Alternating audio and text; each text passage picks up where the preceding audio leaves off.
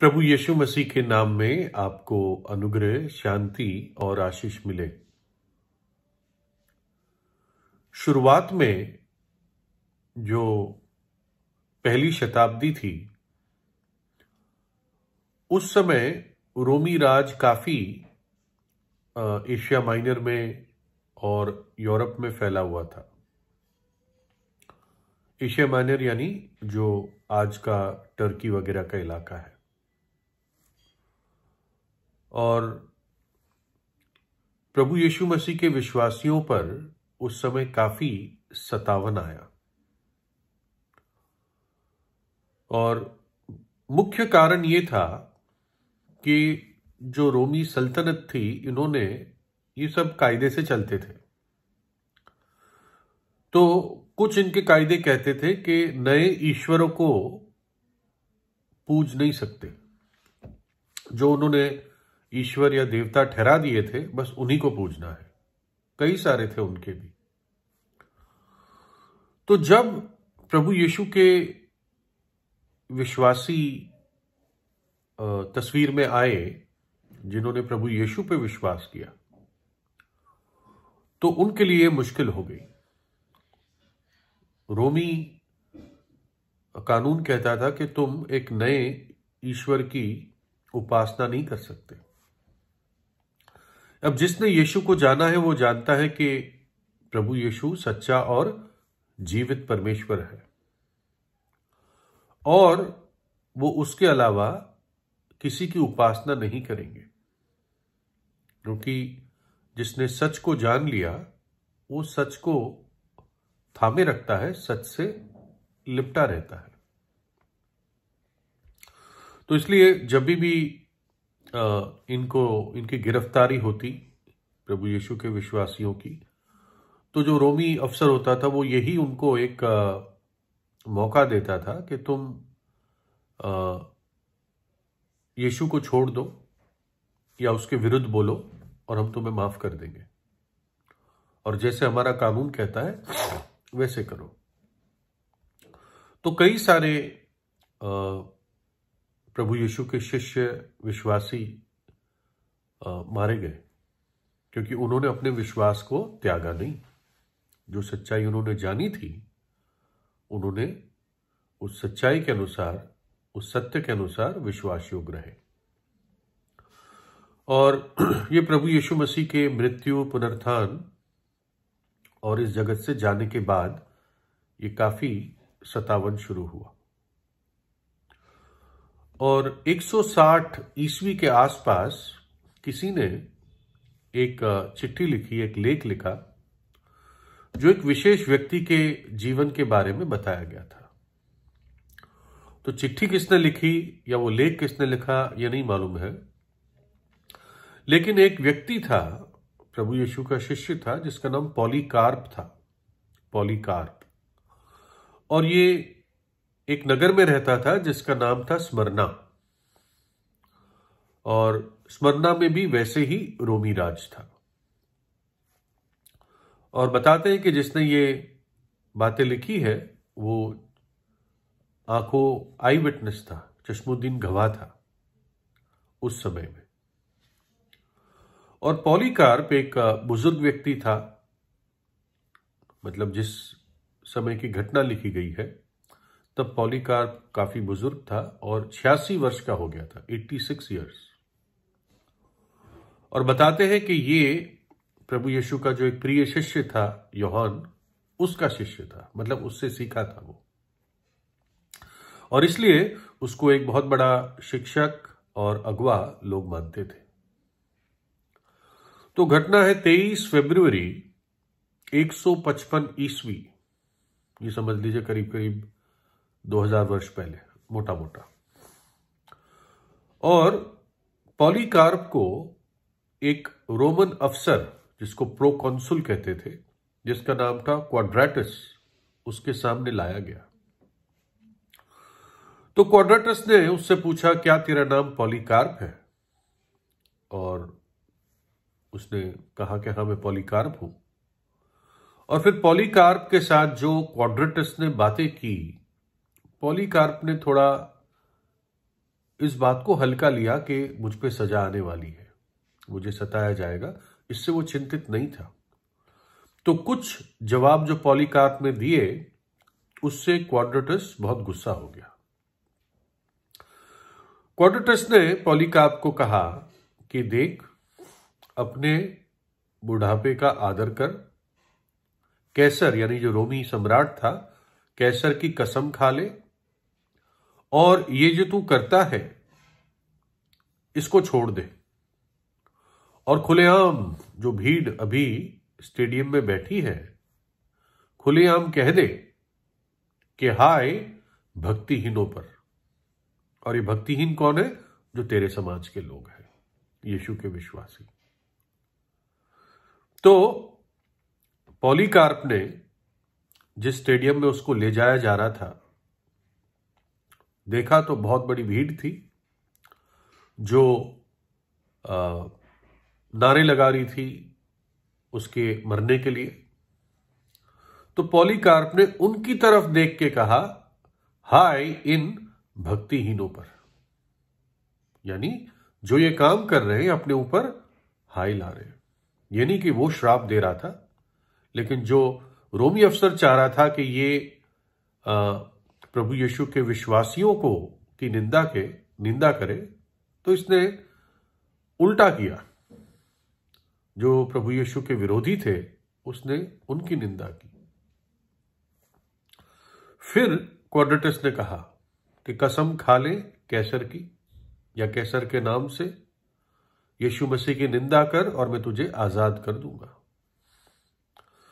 तो पॉलीकार्प ने कहा कि 86 वर्ष मैंने उसकी सेवा की है और उसने मेरे साथ कभी भी कुछ भी गलत नहीं किया। मैं कैसे मेरे राजा और मेरे उद्धारकर्ता की निंदा करूं? 86 शायद इसलिए उसने बोला क्योंकि वो ऐसे ही परिवार में पैदा हुआ था जो प्रभु यीशु को पहले से जानते थे, और इसलिए पॉलीकार्प का कहना था कि जन्म ही से मैंने प्रभु यीशु के प्रेम को अनुभव किया है। क्वाड्रेटस ने कहा, मेरे पास जंगली जानवर है, उनके सामने तुझे फेंक दूंगा। पॉलीकार्प ने कहा, बुला ले। मुझे नहीं लगता कि जो सच्ची और अच्छी बात है उससे मैं मन फिराकर बुराई में जाऊंगा तेरे जानवरों को देखकर। इसके बजाय जिस अच्छाई में मैं हूं उससे बढ़कर मैं धार्मिकता में पहुंचूंगा। तू बुराई चाहता है कि मैं अपने मुंह से बुराई करूं, मेरे प्रभु के बारे में बुरा बोलूं, लेकिन तू जानवर भेज दे मुझ पे, मैं धार्मिकता में प्रवेश करूंगा। फिर उस रोमी अफसर ने कहा कि अगर तू प्राणियों को कम समझता है मैं तुझे जलवा दूंगा, है ना। और तब पॉलीकार्प ने एक बड़ी गंभीर बात कही, बोला तू मुझे आग से जलाएगा जो 1 घंटे के लिए जलती और फिर बुझ जाती है, लेकिन तुझे उस आग के बारे में कुछ नहीं मालूम जो आने वाले न्याय और अनंत काल की सजा के रूप में भक्तिहीनों के लिए रखी हुई है और आ रही है। क्यों इंतजार करता है? जो मेरे साथ करना है कर। और बस फिर ये अपना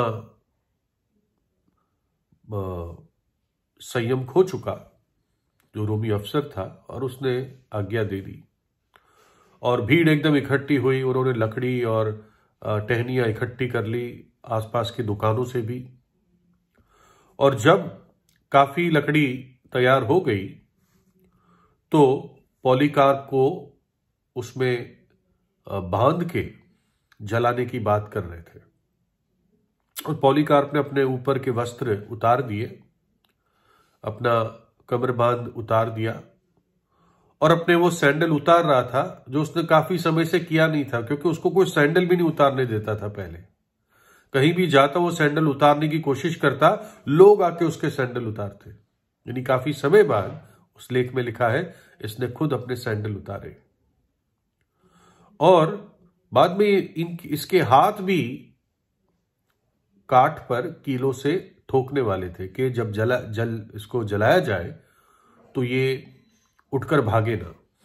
तो पॉलीकार्प ने कहा कि इन किलों की जरूरत नहीं है मुझे, जो मुझे इस आग को सहने की क्षमता देगा, शक्ति देगा, वो मुझे उस आग में रहने की भी क्षमता देगा, तो इन किलों की आवश्यकता नहीं है।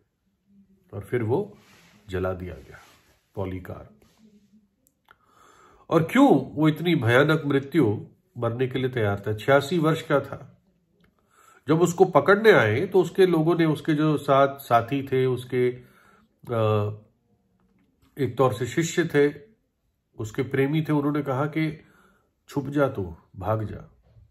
लेकिन वो नहीं गया। उसको सिर्फ एक वाक्य बोलना था प्रभु यीशु के विरुद्ध, लेकिन उसने मृत्यु को चुना। और ऐसी आसान मृत्यु नहीं थी, बड़ी दुख भरी मृत्यु थी। उसने अपने स्वामी को करीबी से जाना था, उसके प्रेम को चखा था, वही प्रेम जिसके कारण उसका स्वामी प्रभु यीशु कलवरी के क्रूस तक गया था और पापियों के लिए अपने प्राण दिए थे, मुझ और आप जैसे, पॉलीकार्प जैसे। पॉलीकार्प जानता था कि वो एक जीवित परमेश्वर के लिए शहीद हो रहा है और इसलिए वो दुख उठाने को तैयार था। उसको मालूम था कि प्रभु ने कहा है ये बात, अगर उन्होंने मुझे सताया है तो तुम्हें भी सताएंगे। अपने स्वामी के भयानक दुखों को स्मरण रखते हुए उसको अपने दुख और अपनी पीड़ा छोटी महसूस हुई। पॉलीकार्प जो शब्द है, पॉली और कार्प, ये दो शब्दों का मिलन है। पॉली का मतलब है बहुत और कार्प या कार्पोस का मतलब है फल, बहुत फल। यूहन्ना 12 अध्याय की 24 वचन में प्रभु यीशु ने कहा, मैं तुमसे सच सच कहता हूं, जब तक एक गेहूं का दाना भूमि में गिरकर मर ना जाए तब तक वो अकेला रहता है, लेकिन जब मर जाता है तो बहुत फल लाता है। जब मर जाता है तो बहुत फल लाता है। प्रभु यीशु वो गेहूं का दाना है, वो एक गेहूं का दाना जो मर गया, और जब वो मर गया तो बहुत फल लाया।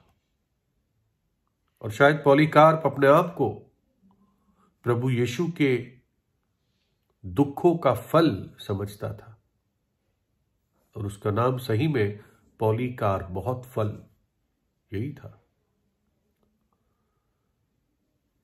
जो अनंत जीवन, जो उद्धार, जो मुक्ति पॉलीकार्प ने अपने जीवन में अनुभव की प्रभु यीशु पर विश्वास करने से, उसको ये पूरा विश्वास था मेरे प्रभु ने दुख उठाया, उसके फलस्वरूप मैं बच गया।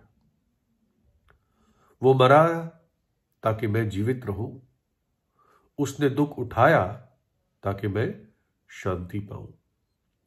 गतसमनी के बाग में प्रभु यीशु जब अत्यंत पीड़ा में था क्रूस पे जाने से पहले, तब भी उसके जो पसीने के बूंदे थी वो लहू की तरह टपक रही थी।